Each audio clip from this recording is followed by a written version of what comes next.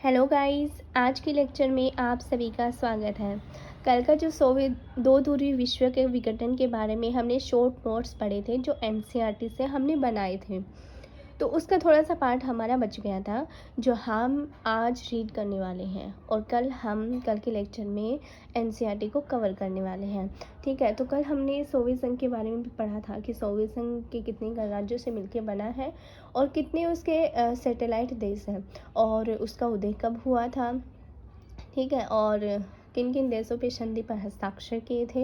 लेकिन अब बात आती है जो देशों ने सोवियत संघ के साथ संधि पर हस्ताक्षर किए थे उन देशों के आज़ाद होने की, क्योंकि 1991 में जब दो ध्रुवीय विश्व का जब वो शीत युद्ध का जब अंत हो जाता है तो उसके बाद में क्या होता है कि 1991 में सोवियत संघ का विघटन हो जाता है। ठीक है, और जैसे ही सोवियत संघ का विघटन होता है तो उसके बाद में क्या होता है कि जिन देशों ने सोवियत संघ के साथ संधि पर हस्ताक्षर किए थे उन देशों ने अपने आप को संधि से आज़ाद कर लिया।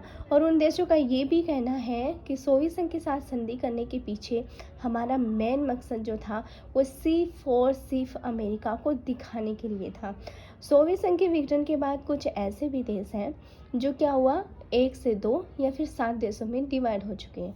और अगर हम उन देशों को अब सोवियत संघ के रक्षक के रूप में देखा जाए तो वो हमें नहीं मिलेंगे, क्योंकि वो डिवाइड हो चुके हैं, अब वो अलग अलग देशों में बंट चुके हैं। सोवियत संघ के अलग होने के पीछे कुछ और भी रीजन है, जैसे कि उसकी एक अलग ही नीति होना। ठीक है, अमेरिका और सोवियत संघ का इसमें कंपैरिजन किया हुआ है और उसके अंदर बताया गया है कि अमेरिका किस तरीके से बेस्ट था और सोवियत संघ अमेरिका की तुलना में किस तरीके से अच्छा नहीं था। ठीक है, और कौन कौन से ऐसे कारण थे जिसके कारण उसका विघटन हो गया या फिर उसके विघटन का कारण बन गया था। ठीक है, तो कुछ हम अभी उसके बारे में थोड़ा सा पढ़ने वाले हैं। स्टार्ट करते हैं।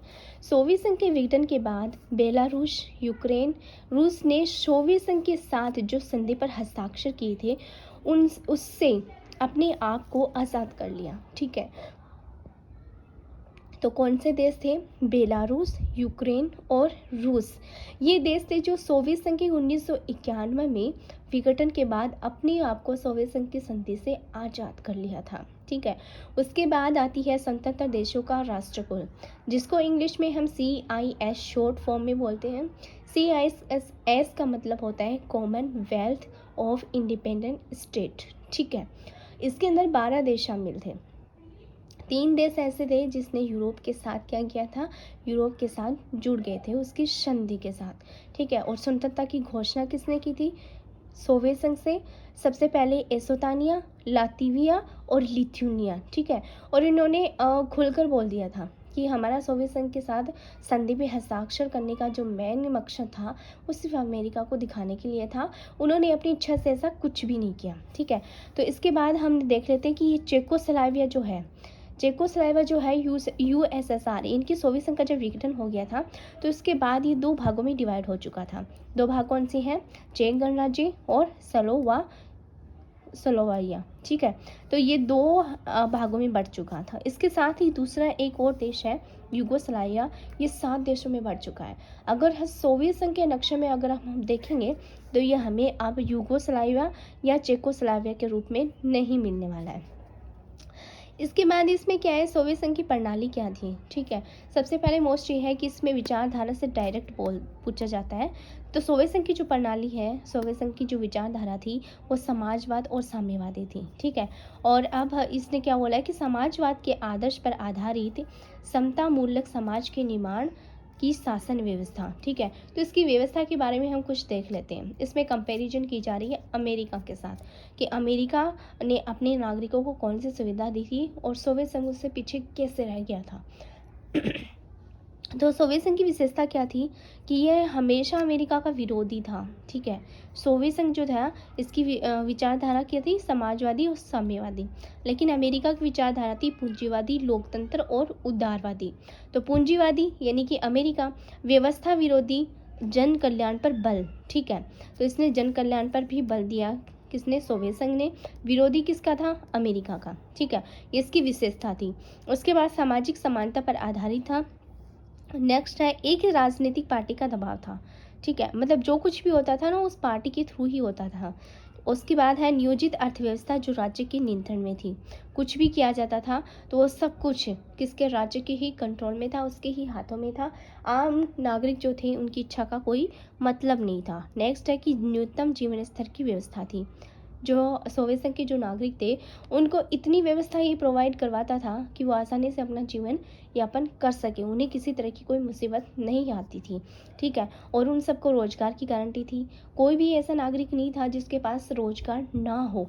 ठीक है, जायदाद का मालिक राज्य, इसका मतलब ये हुआ कि जो सोवियत संघ के जितने भी नागरिक थे उनके पास जो संपत्ति थी उन पे उसका, उन लोगों का खुद का कोई भी अधिकार नहीं था, वो राज्य के अधीन थी। ठीक है, इनकी लोकतांत्रिक नहीं होने के कारण क्या था, सारी की सारी जो जमीन जायदाद थी वो सब की सब राज्य के अधीन ही थी।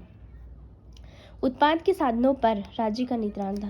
उत्पाद क्या था, नियंत्रण था। मतलब सोवियत संघ के जो नागरिक थे वो जितना भी खेती के अंदर उपजाऊ जो जितना भी कुछ होता था वो सब कुछ राज्य के ही नियंत्रण में था। आम आदमी उसमें कुछ भी नहीं बोल सकता था।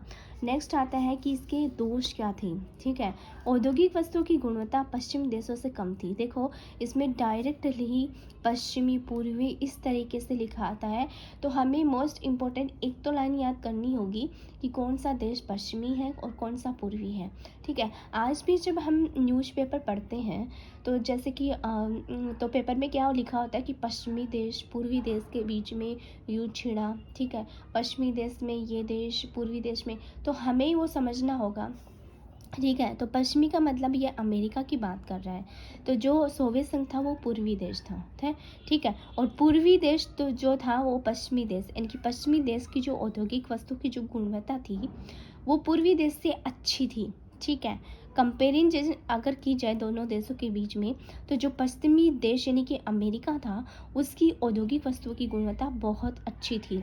नौकरशाही का प्रभाव था। ठीक है, सब कुछ उसके अधीन हो रहा था। ठीक है, आम नागरिक का कोई इसमें इम्पोर्टेंट रोल नहीं था। तो इसके कारण क्या थे, वो ऐश और आराम यानी कि अपना नौकरशाही जैसे नौकरों के साथ बर्ताव करते हैं उसी तरह वो अपने नागरिकों के साथ करता था। लोकतंत्र में बोलने की आज़ादी नहीं थी।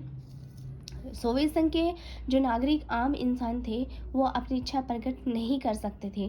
उनसे ना ही तो कोई उनकी इच्छा पूछी जा सकती थी और ना ही उनके बोलने पर कोई एक्शन लिया जाता था। ठीक है, इसीलिए तो वो अपनी जो भी बात वो बोलते थे दोनों देशों के बीच में, तो वो कार्टून के थ्रू अपनी बातों को जाहिर करते थे कि ये देश ऐसा है, ये ऐसा नहीं है, इस तरीके से।